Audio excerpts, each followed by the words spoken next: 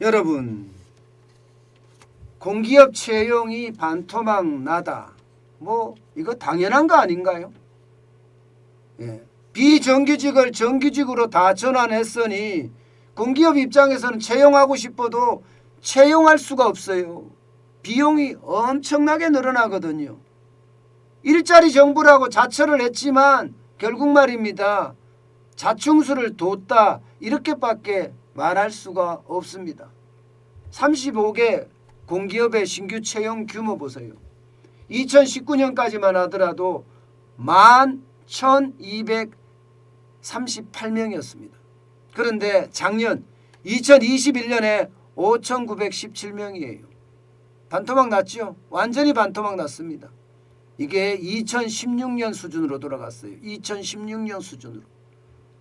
기업이라는 게 여러분 계속해서 규모가 성장하고 사업 영역이 넓어지기 때문에 사람이 점점 필요한 게 일반적이에요. 특히 공기업 같은 경우는 더 이게 기업의 성장 규모가 커지고 그에 따라서 인력이 더 필요하게 됩니다. 그런데도 인력이 이렇게까지 줄었다는 것은 여러분 그만큼 비정규직이 정규직화되는 바람에 그에 대한 부담이 커지니까 그럴 수밖에 없었다. 이렇게 해석할 수가 있습니다. 참 이렇게 되니까 여러분 공기업 준비하는 우리의 아들 딸들 대한민국의 청년들 이제 어떡하나요? 제가 대학을 다닐 때만 하더라도 공기업을 준비하는 친구들은 따로 공부를 했습니다. 예를 들어서 철도청을 들어간다. 따로 공부합니다. 코레일 들어간다. 따로 공부하고 공항공사를 들어간다. 따로 공부하고 마사회를 들어간다. 따로 공부했습니다. 전부 다. 그런데 이 공기업에 이제 들어가려고 하면 옛날보다가 경쟁률이 더 세졌다는 이야기가 되잖아요. 문재인 정부는 일자리 정부라고 초기부터 청와대 집무실에 대한민국 일자리 상황판을 설치를 해놓고 매일매일 국민에게 보고하겠다고 이야기까지 했습니다. 그런데도 불구하고 일자리는 완전히 지금 무너지고 있어요.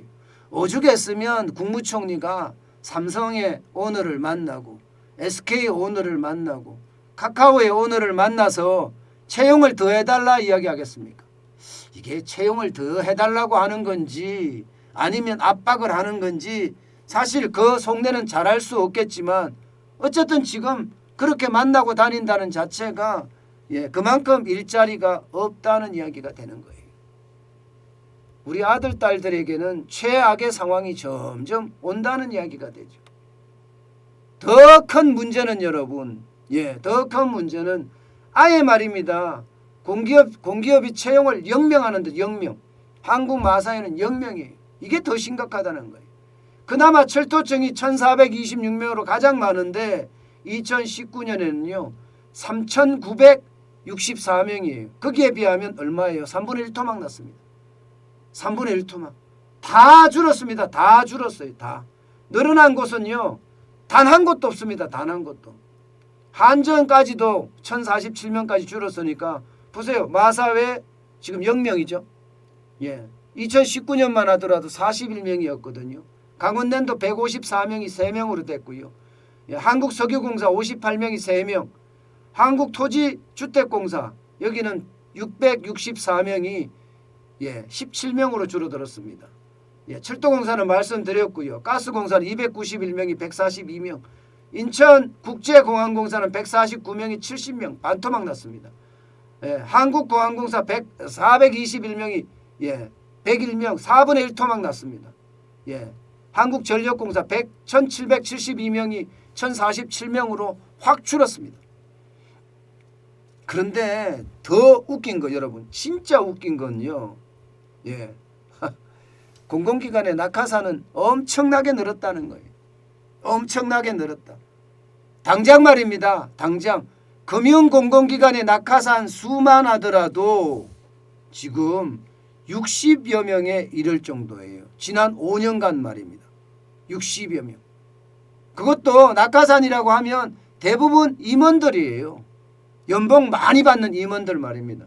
여기가 지금 60여 명까지 된다고 이야기하면 지금 엄청나죠. 이게 금융 공공기관만 따졌을 때 이런 거고요.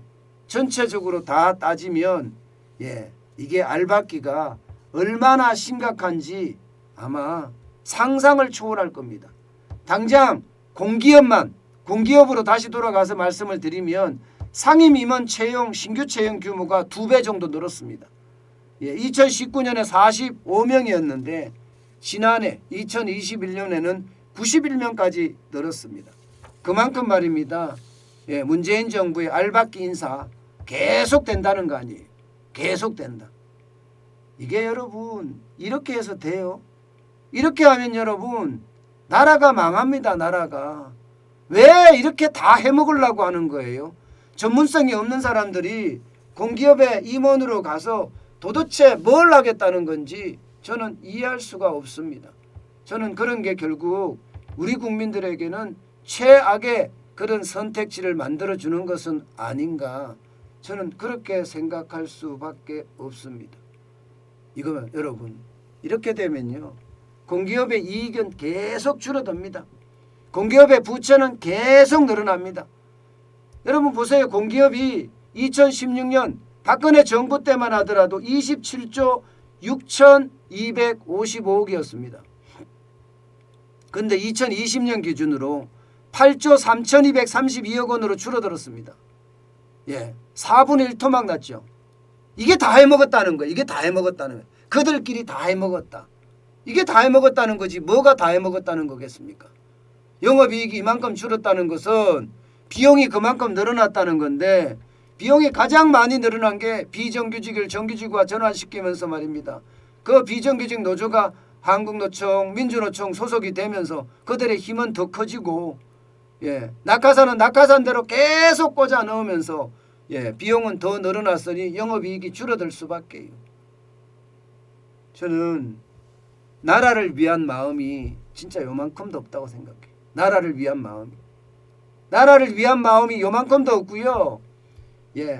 정권 창출에 기여했다는 그 하나만 가지고 공기업의 낙하산으로 꽂아 넣는다는 사실이 저는 부끄럽고 창피하기까지 합니다. 도대체 왜 대한민국이 이렇게까지 가야 되는지 우울하기만 하네요.